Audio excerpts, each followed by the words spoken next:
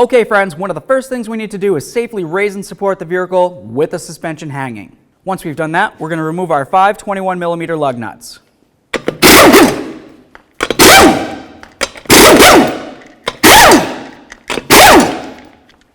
Let's get the wheel off of here. Now that we have the wheel off, let's just go ahead and put one of those lug nuts on just to hold the rotor so it can't flop around. Now it's going to be time to remove our axle nut. You're going to want to use a 30mm and you want it to be a 12 point. If you're working on the ground and you're trying to use a ratchet, you're going to notice that this likes to turn. If that's the case, go ahead and use a nice long pry bar, come in between the studs like this, put it against the ground so you have some leverage, and then continue to remove your nut. Put this on there a little bit.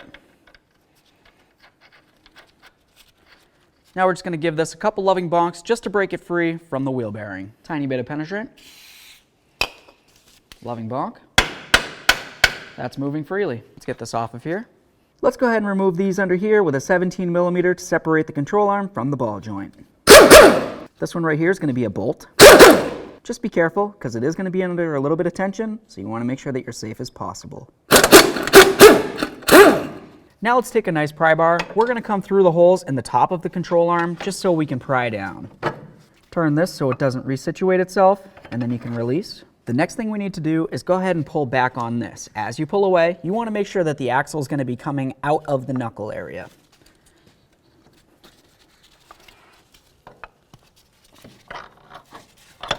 There we are. Set that right aside. So now that we have the axle out of the knuckle area, let's go ahead and make sure that we tie it up so once we pop it out of the transmission, there's no way it can potentially fall down and hurt us. The next thing we need to do is come from underneath the vehicle with a pry bar.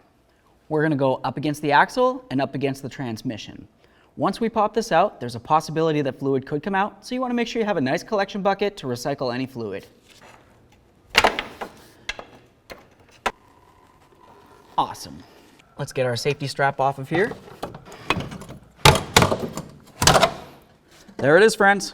All right, now that the axle's out, it's a perfect time to inspect your seal. Go ahead and feel around it, make sure that there's no cracks, clean it off, make sure it's not damaged. It's always a good idea to replace the seal anytime you're replacing the axle. Either way, if it looks like it's in good enough condition, you do you, boo-boo. Okay, friends, now it's going to be time to install our brand new axle. Let's go ahead and get it up behind this shield. Now we're going to line the splines up into where the transmission hole is and carefully push it in. Obviously, you don't want to cause any damage to your boots, so be careful for anything you might get stuck on. And of course, be careful on that seal. Get it lined up. That feels pretty good. The next thing we need to do is try to hold the axle as straight as possible. We're going to take a nice rubber mallet and we're going to bonk right on the end. If for some reason you don't have a rubber mallet, you should just put the nut on there and make sure it's as flush as possible to the end of the axle before you start bonking. The last thing you want to do is destroy your threads.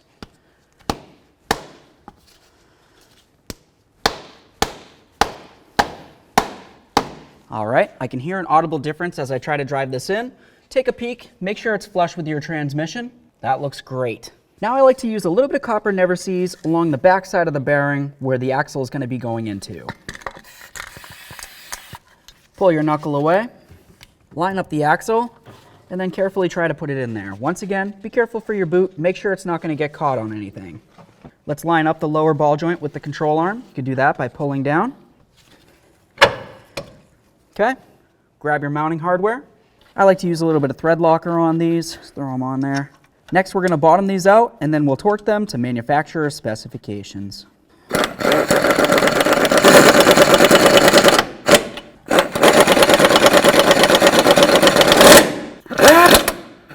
Let's torque these to 66 foot-pounds. Let's go ahead and put on our axle nut. We'll bottom it out and then we'll torque it to 159 foot-pounds. So now we need to get the vehicle a little bit closer to the ground. I'm going to take a nice long pry bar and I'm going to come across my lug studs just like this. Once I've done that, I'm going to torque my axle nut to 159 foot-pounds. Remove this. The next thing we need to do is peen over this area right here into that slot. That's going to be the part that locks in this nut so it can't move. If you forget that, it's a very dangerous situation.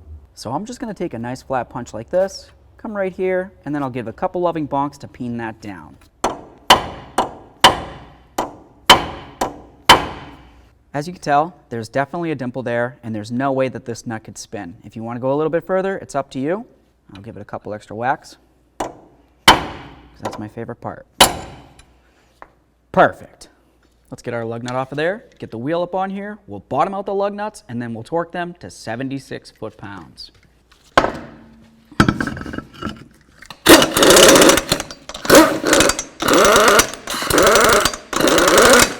All right, let's torque them in a crisscross manner.